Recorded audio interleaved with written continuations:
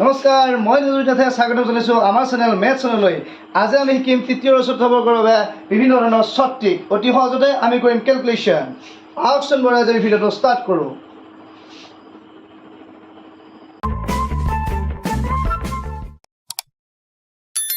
আমি আলোচনা কৰা সঠিকৰ প্ৰথমটো টিকত লৈছোঁ 1 + 2 + 3 + ... n।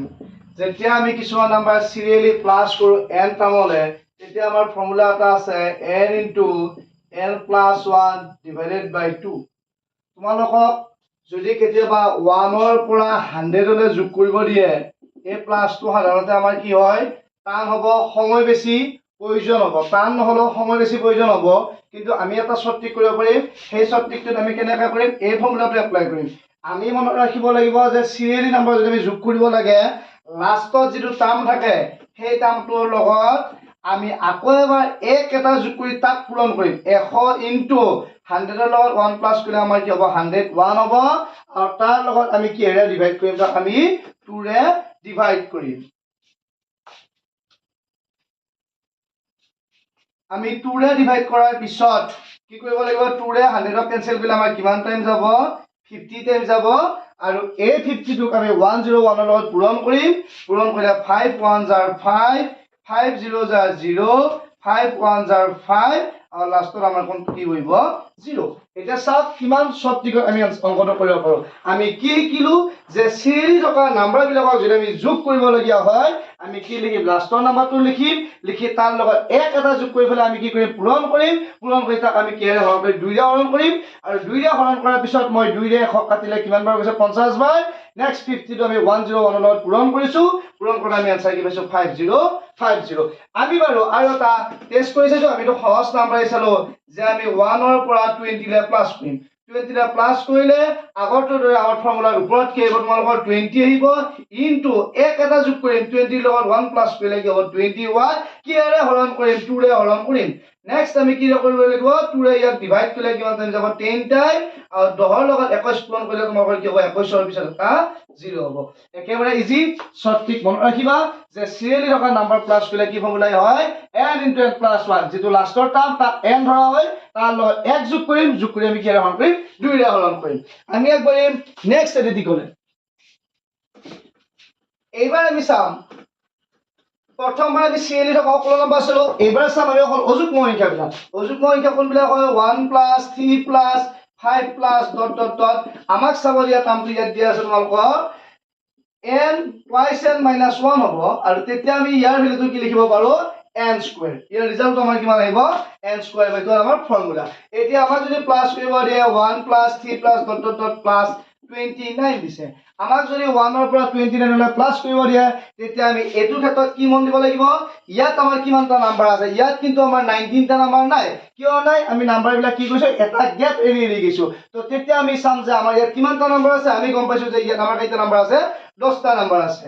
ঠিক আছে, কিমানটা নাম্বাৰ আছে, 10টা নাম্বাৰ আছে। সো এনসাৰটোত আমি যিমানটা নাম্বাৰ পাও তাক আমি কি কৰিম, স্কয়াৰ কৰি দিম। আৰু 10ৰ স্কয়াৰ আমি সকলোৱে জানো 10 10 × 100। ভেৰি সঠিক। কি কৰিব লাগিব, যদি অযুগ্ম সংখ্যা আমি যোগ কৰা যায়, তেতিয়া আমি কি কৰিম, কিমানটা নাম্বাৰ তাৰ মাজত আছে চাম, আৰু সেই নাম্বাৰটো যিমান থাকে তাৰ লগত আমি স্কয়াৰ কৰি দিম। এটো এনসাৰ। যদি তোমালোকক চাব দিয়ে যে 1 + 3 + ... up to 99, আমি গম পাম যে 99 লৈ চাব লাগিলে আমাৰ কিমানটা অযুগ্ম সংখ্যা আছে, যে 99 লৈ আমাৰ কিমানটা অযুগ্ম সংখ্যা থাকিব, 50টা অযুগ্ম সংখ্যা থাকিব।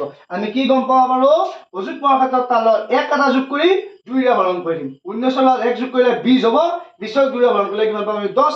99ৰ লগত 1 যোগ কৰিলে আমাৰ কিমান হ'ব, 100 হ'ব। 100ক 2ৰে হৰণ কৰিলে আমাৰ কিমান হ'ব, 50। এটা কেইটা সংখ্যা পালো আমি, 50টা। সো 50ক আমি কি কৰিম, স্কয়াৰ কৰিম। তো তেতিয়া 5ৰ বৰ্গ কিমান হ'ব, 5 × 5 = 25। এটা শূন্যক বৰ্গ কৰিলে আমি কিমানটা শূন্য পাম, 2টা শূন্য পাম। এবাৰ আমি চাম যুগ্ম সংখ্যাৰ যোগফল। যুগ্ম সংখ্যা হলে কি হ'ব, আমাৰ 2 + 4 + 6 + ... up to twice n। তো এটোৰ ফৰ্মুলাটো আমাৰ কি হ'ব, n × n + 1। ইয়াৰ ফৰ্মুলাটো আমাৰ কি হয়, n × n + 1। যদি তোমাক চাব দিয়ে যে 2 + 4 + ... up to কি 100, ইয়াৰ ক্ষেত্ৰত এটা বিৰাট ইজি যে যিটো নম্বৰ লাষ্টত দিয়া থাকে তাক 2ৰে হৰণ কৰিলে হ'ল। 100ক 2ৰে হৰণ কৰিলে কিমানটা নম্বৰ থাকিব, 50টা নম্বৰ থাকিব।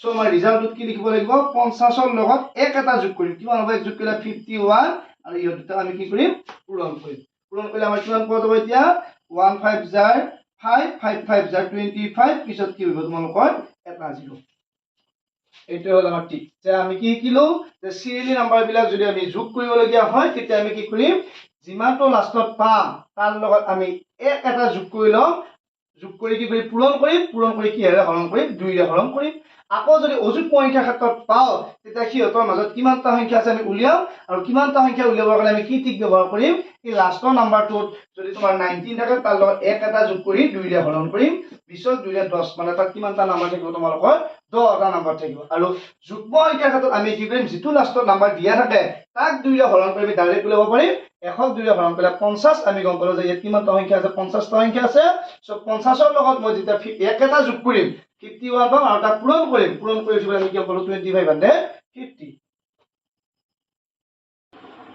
এবাৰ আমি নেক্সট ফৰ্মুলা চাম স্কয়াৰৰ ক্ষেত্ৰত 1 square plus 2 square plus dot dot dot up to n square তেতিয়া আমাৰ এইটো ফৰ্মুলা হয় n into n plus 1 into twice n plus 1 divided by 6 এটা আমি এটা নাম্বার চেক কৰি চালো যে 1 square plus 2 square plus dot dot dot up to আমি লিখিলো 6 স্কয়াৰ তো ইয়াৰ যদি আমি ক্যালকুলেশন কৰো ইয়াত আমি কি কৰিব লাগিব ইয়াত আমাৰ n ৰ ভ্যালু কিমান হ'ব 6 হ'ব সো n ৰ জায়গাত ইয়াত আমি কি পুট কৰিলো 6 into n plus 1 মানে 6 ৰ লগত কি প্লাস কৰিব লাগিব 1 এটা 6 plus 1 কিমান হ'ব 7 into twice n n ৰ লগত 2 টো পূৰণ কৰিব লাগিব কাৰণ লগত 6 ৰ লগত 6 দুগুণ 12 তাৰ লগত 1 যোগ কৰিম 12 এ কিমান হ'ব 13 তলত থাকিল আমাৰ কিমান 6 6 6 কেনসেল কি থাকিল 7 into 13 equal to 91 very easy next আমি যদি চাও 1 square plus 2 square plus dot dot dot plus 3 square চাও ইজি চাইছো সো 3 হলে ফার্স্ট টাইম তোমালোক কি হ'ব 3 into n plus 1 মানে 3 plus 1 কিমান হ'ব 4 into twice n হলে 3 দুগুণ 6 6 একে কিমান হ'ব 7 divided by 6 এটো ডাইরেক্ট ক্যান্সেল যোৱা নাই আমি কি কৰিব লাগিব 3 ৰে 6 কিমান বাৰ যাব 2 বাৰ যাব 2 ৰে 4 কিমান বাৰ যাব 2 বাৰ যাব গতিকে 2 হাত গুণ তোমালোকৰ কিমান হ'ব 14 নেক্সট এবাৰ আমি অযুগ্ম অড নাম্বাৰৰ বৰ্গৰ লগত যোগ কৰিম 1 square plus 3 square plus 5 square plus dot dot dot এটোৰ ক্ষেত্ৰত আমাৰ ফৰ্মুলা হ'ব n into n plus 1 into n plus 2 divided by 6 ঠিক আছে তো আমি চেক কৰি চাম আমি বাৰু এইগিটা ভ্যালুৰ ক্ষেত্ৰতে আনসাৰটো উলিয়াই চাও যদি এইগিটা ভ্যালুৰ ক্ষেত্ৰত আমি আনসাৰটো উলিয়াই চাও তেতিয়া আমাৰ n ৰ জাগাত এবাৰ কিমান বহিব 5 5 into n plus 1 আমাৰ কি হ'ব 6 into n plus 2 আমাৰ কিমান হ'ব 7 divided by কি হ'ব তোমালোকৰ 6 6 6 cancel হ'ল আৰু 5 7 যাৰ কিমান হ'ব 35 ঠিক আছে আৰু এটো টিকে আমাৰ কিহৰ ক্ষেত্ৰত হয় ইভেন নম্বৰ ক্ষেত্ৰত এটোৱে হয় কি নাম যেনেবা চালো 2 square plus 4 square plus 6 square এটোৰ ক্ষেত্ৰতো যদি আমি ক্যালকুলেশনটো কৰো তেতিয়া আমি ইয়াত কি কৰিব লাগিব n ৰ জাগাত আমাৰ কিমান হ'ব লাষ্ট টাইম কি আছিল 6 into n plus 1 মানে 7 into 8 divided by কি হ'ব 6 6 6 cancel হ'ব আৰু ইয়াৰ आंसर তোমালোকৰ কিমান হ'ব 56 সব ঠিক হয় এবেলা ইজি হয় তোমালোকৰ যিকোনো নাম্বাৰ চেক কৰি চাব পাৰা যে 1 square plus 3 square plus 5 square plus 7 square plus 9 square যদি চোৱা যায় তেতিয়া এই ফৰ্মুলাটো কি লিখিব লাগিব যে লাষ্ট টাইম তোমাৰ কিমান আছিল 9 into 1 plus কৰিলো 10 into 1 plus 11 divided by 6 ইয়াক কেনেকৈ ক্যালকুলেশন কৰিব পাৰো 9 3 ৰে 3 বাৰ 6 3 ৰে কিমান বাৰ যাব 2 বাৰ এই দুইটো আকৌ 10 ৰ লগত পূৰণ কৰিলে তোমালোকৰ কিমান হ'ব 5 আমাৰ হাতত কিমান থাকিল 5 3 গুণ 15 আৰু 15 ৰ লগত যদি আমি 11 পূৰণ কৰো মই আগৰ ভিডিওত শৰ্ট টিক দিয়া আছে 5 5 একে 6 আগত 1 কিমান হ'ব তোমালোকৰ 165 একে ক্ষেত্ৰত আমি ইভেন আৰু অড নাম্বাৰ দুটাৰ ক্ষেত্ৰতে যুগ্ম অযুগ্মৰ ক্ষেত্ৰত এটো একে নিয়মেই হয়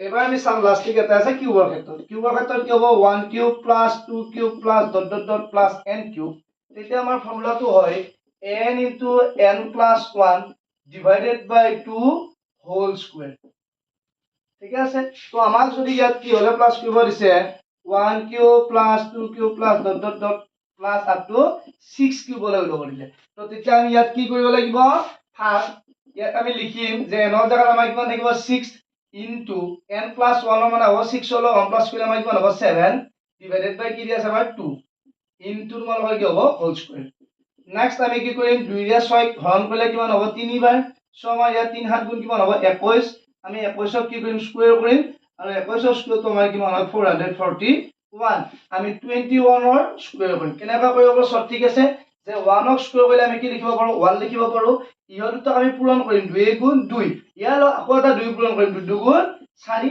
নেক্সট প্ৰথমটো 2 থাকিল 2 বৰ্গ আমাৰ কিমান হ'ব 4 441 আমি এই যে মই স্কয়াৰটো উলালো a স্কয়াৰ আৰু এটা সঠিক কৰি দিব পাৰো যেনে আমি কি কৰিলো 25 হোল স্কয়াৰ উলাম কি কৰিব লাগিব 5 ক স্কয়াৰ কৰিলে 5 5 যায় কি হয় 25 হয় 28 কৰি কিমান হ'ব তোমালোকৰ 5 2 হল 5 দুগুণ 10 ইয়াৰ লগত 2 পূৰণ 10 দুগুণ 20 7 2 3 22 2 হাতে তোমালোকৰ কিমান 2 এই দুইটাকো বৰ্গ কৰা 2 দুগুণ 4 4 দুগুণ কিমান হ'ব তোমালোকৰ 6 এনেকৈ তোমালোকে ভেৰিয়াছ নাম্বাৰ স্কয়াৰ কৰিবা যেনে 32 স্কয়াৰ 32 স্কয়াৰ কি হ'ব তোমালোকৰ 2 স্কয়াৰ কৰিলে 2 দুগুণ 4 3 দুগুণে কিমান হয় 6 6 লগত 2 পূৰণ কৰা 6 দুগুণ কিমান হ'ব 12 12 কি হ'ব 2 হাতে কিমান 1 3 থেকে 3 বৰ্গ 3 3 গুণ 9 9 একে তোমালোকৰ কিমান হ'ব 10 হ'ব